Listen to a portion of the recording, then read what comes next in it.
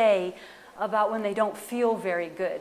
They say, oh, I'm fried, I'm baked, I'm toasted, you know, I'm boiling mad. But, and then, you know, the other thing to consider is, what if we decided that we wanted to apply boiling water to our hands? Would it improve the quality of our hands? What if we wanted to take a torch to our house just to like improve it a little bit? Would it improve the quality of our home? Or what about our wardrobe? You know, like, I'm going to fry my wardrobe. Would it really improve anything? And so I just kept getting messages like, you know, really, is the cooking thing really improving it? Well, what are we missing?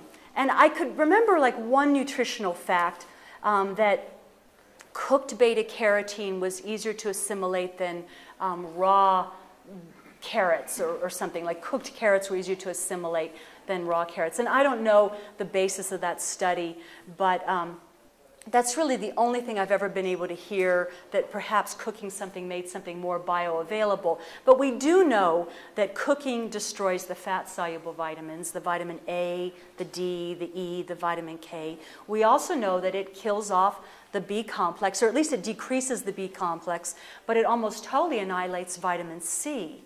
And so when I see ads on TV for Florida orange juice, which is probably about the most natural product you'll see on the TV, it's interesting. You never see really healthy products being advertised. They're all trying to push this junk agenda, and then the other part of the advertising is the drugs that you need to cure yourself of all the ailments that you have from still eating this way. So, you know, Florida orange juice, if it's been pasteurized or turned into a concentrate, just how much vitamin C is left in there. And even some of my juices that you probably know that you can buy here in the co-op that are in little plastic bottles, and those are flash pasteurized. And so if what we're going for is, you know, maximum content of vitamin C and enzymes, which I'll talk more about, that's not going to be found in heated products. And I found that a lot of times people aren't aware of what really is heated. I've had for a number of years, and I just stopped doing it, but I was having raw potlucks, and people would show up to these raw potlucks with roasted almonds and bread, and they really would think like, well, that's not cooked, right? And so a lot of people were kind of clueless about, well, the bottled apple juice or canned grapefruit juice, that's not cooked. So I think a lot of people just aren't aware of how many things are cooked. They are cooked. They boil it. And if you've ever, you know, seen like down-home canning, like canning tomatoes or canning green beans, basically you put the food, usually you heat the food, you put it into sterile jars, and then you process it until the lid is sucked in to make a safety seal. So there's a lot of heat applied to anything cooked. So granted, you know, I'm still learning and will continue to learn, but I called up one of my favorite salad dressing companies to say, so are your salad dressings heated? And they said, well, yeah, they have to be in order to sit on the shelves. So, and yet something else that's even coming out in you know, health literature and the popular magazines is that heating oils produces a very toxic compound called trans fatty acids, where there's a big difference between, you know, oils that are cold pressed or oils that are just simply unheated or unprocessed at all, and then something that is heated to a high temperature. And unfortunately, even a lot of the bottled oils are heated just because they're pressed with a machine, and the machine very often heats up to about 200 degrees. So if you are going to buy oil, look for look for extra virgin olive oil is really your best bet. And it's really not that hard to make your own salad dressings. Extra virgin olive oil, lemon juice, spices. You can use lime juice. You can add a little hit of you know, basil or cilantro or something of that nature. What does extra virgin olive oil mean? Why is it? Okay. Yeah, it's not pressed by virgins, Randy, but, yeah, I know, bare-breasted virgins in the Mediterranean. It's the first pressing. Therefore, olives are a fruit, technically, and they give their oil up very easily. They're not as hard and compact as a nut. So when you have to press the nuts out of, say, almonds or safflower seed, it's going to take more heat because it's a nut, it's harder. So it's the first pressing, and then the subsequent pressings from that are no longer extra virgin. So there's less temperature applied, because now after the extra virgin is pressed, then it takes more pressure and more heat to extract their properties. So, Question on oils. yes. I've been reading, I studied Dr. Andrew Wiles. Yes. He's been a big asset in my life in doing his 8-week plan, and he talks, to no end about oils. And one thing else is choose expeller pressed versus regular pressed.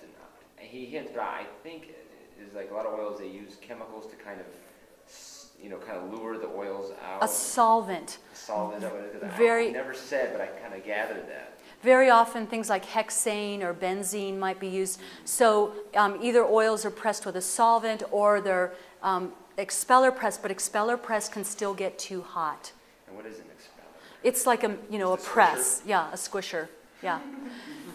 So the best oils, you could do great things for your health just by using extra virgin olive oil and avocados and sprouted nuts and seeds. So this isn't necessarily a low-fat diet. And I've had people be very worried about Brigitte because she's gone off the deep end and doing this raw food diet. But I really find that I eat as much fat as I want, tahini and raw almond butter. So this is not a diet of deprivation. I really feel like I'm saying yes to life. And if you think about it, even if you buy expeller pressed oils or cold pressed oils and you're going to heat them, then what good is that? So let's say someone's going to persist in eating cooked food for a while. What I would suggest is, okay, if you have to steam your broccoli, go ahead and do that, and then add extra virgin olive oil afterwards rather than heating the oil. Oils really should not be heated. And also this past summer, in June, a Swedish newspaper came out with a report, and it made it all over the globe, that they found that heating oils and starches together produced a plastic compound called acrylamide. And they were very concerned about this. The highest levels of acrylamide were found in bread, French fries, and potato chips.